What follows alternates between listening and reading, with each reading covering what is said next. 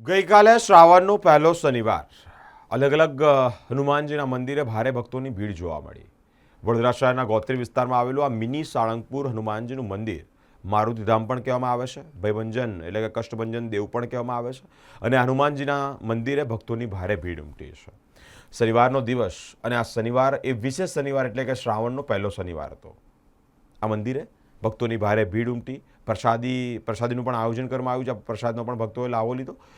વિશેષતા એ છે કે આ મંદિરને મિની સાળંગપુર કહેવામાં આવે છે। સાળંગપુરમાં કષ્ટભંજન દેવ જે બિરાજમાન છે તેવી જ મનોકામના અહીંયા પણ લોકોની પૂરી થઈ રહી છે।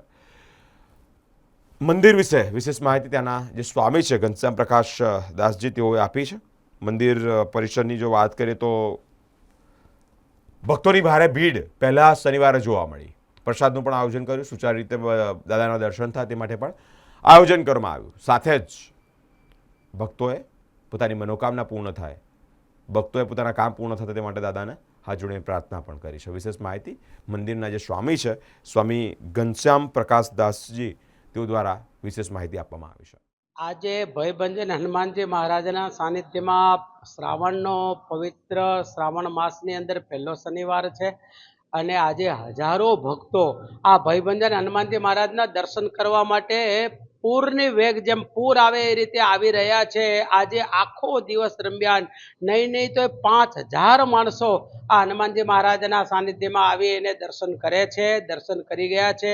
હમણાં જ આરતીની અંદર 2000 માણસો ભેગા થઈ અને હનુમાનજી મહારાજની આરતી કરી છે, હનુમાન ચાલીસા કરી છે, સુંદરકાંડ ચાલુ છે। આવા અનેક કાર્યક્રમો આ પવિત્ર શ્રાવણ માસમાં ભયભંજન હનુમાનજી મહારાજના સાનિધ્યમાં થઈ રહ્યા છે।